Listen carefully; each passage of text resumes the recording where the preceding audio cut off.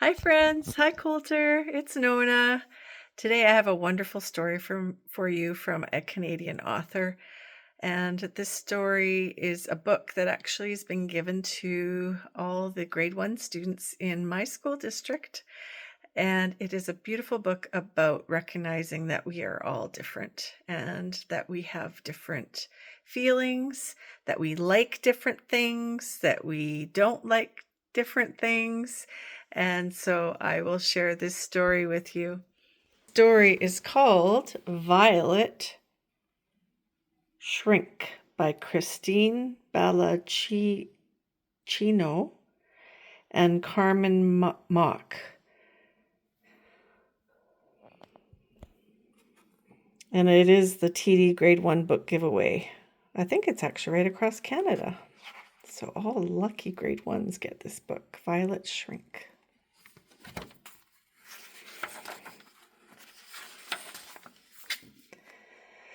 Violet Shrink wears glasses like her father, Victor, but has much more hair on her head. She likes to listen to music through her purple headphones and make her own comic books under a tent of blankets in her room. At school, when it's time to play outside, Violet likes to spend the time alone.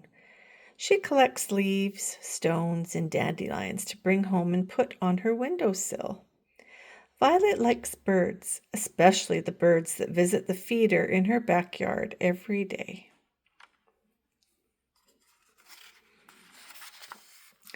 There are things that Violet doesn't like, too. Violet doesn't like celery in her soup. She doesn't like brand new crayons breaking the first time she uses them.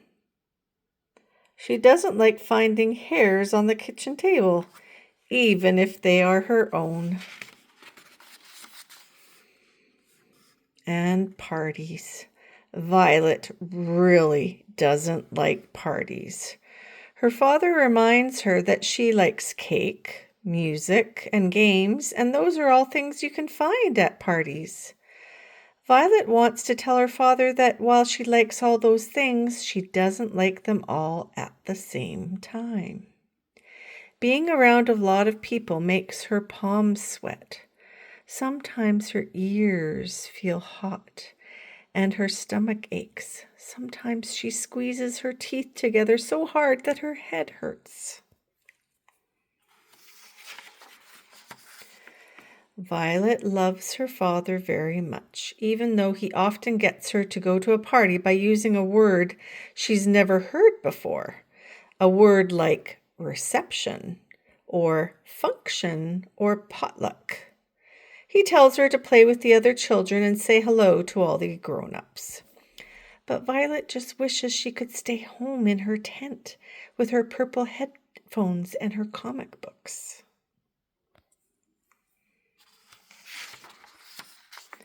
One day, while she is picking celery out of her soup, Violet's father tells her that they have been invited to a little shindig for Cousin Char.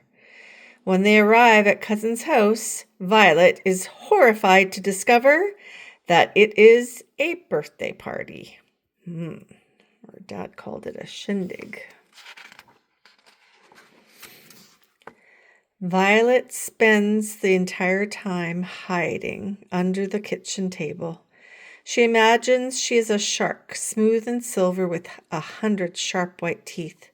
She swims in circles and loop-de-loops, hunting for sandwiches to eat. Her ears don't feel hot anymore because sharks don't have ears that stick out the way hers do, and her palms aren't sweating because sharks don't have hands. That's the way she's coping with not wanting to be at the party. Just a few weeks later, Violet's father tells her they are going to an anniversary bash for Auntie Marlene and Uncle Levi. The word bash reminds her of loud things like drums, fireworks, or pots and pans banging together. Sure enough, bash turns out to be another word for party. Make sure you say hello to everyone, Violet, and play with your cousins, her father says when they get there. No hiding under tables today, okay? Violet wipes her sweaty palms on her pants and squeezes her teeth together until her head hurts. She feels very uncomfortable at parties, doesn't she?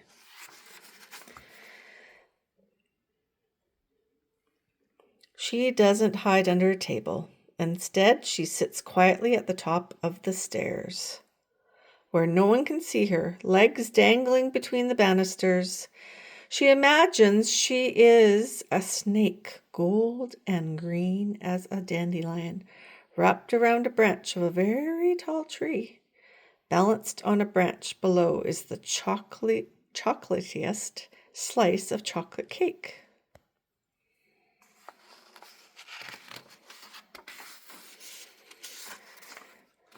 Violet knows her father isn't trying to be mean. He wants her to go to parties for the same reason he keeps putting celery in her soup. He thinks it is good for her. But when Violet's father tells her that the Shrink family reunion is coming up, she silently goes to her room. There will be a lot more relatives than usual, and more people means more voices.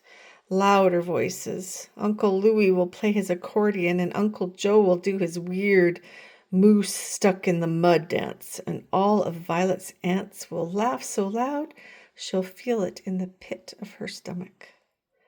Violet isn't hungry anymore, not even for dessert. All she wants to do is crawl into her blanket tent, put her headphones on, and draw pictures of bats.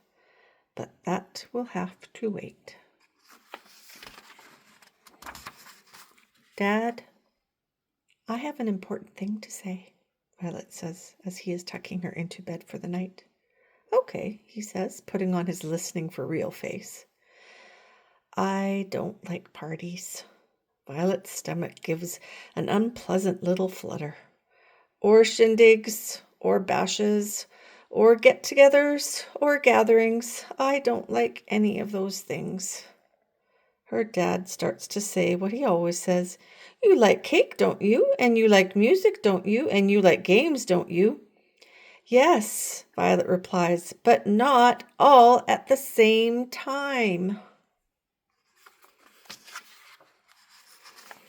She tells him how her stomach hurts and her palms sweat and her ears get hot. Her father keeps his listening for real face on the whole time, which makes the words come more easily. And I don't like celery in my soup, she adds. I don't think I ever will. What if I leave out the celery but put in extra carrots? He asks. I don't hate carrots, she replies. Well, that solves that. Now, what are we going to do about all these parties? I think I know, Violet says, glancing at her blanket tent.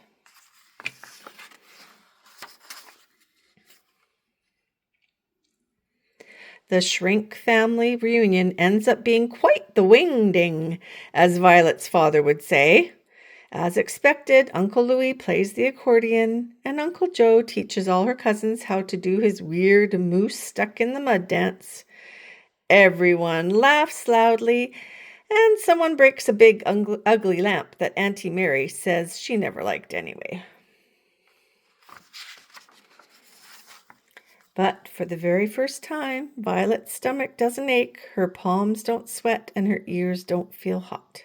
Because at the Shrink family parties late into the evening, Violet sits under the dessert table, purple headphones over her ears, a pile of comic books on her lap, and a smile on her face.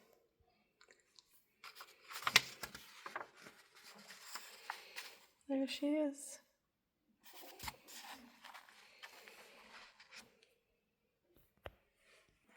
Isn't that a great story?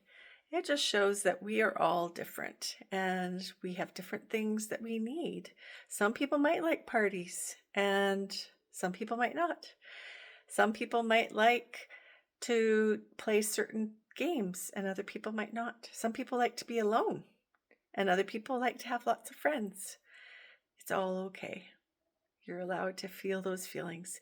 And wasn't Violet so brave to tell her dad how she was feeling? I hope you liked that story. Mwah! I love you, Coulter. Bye, friends. See you next time.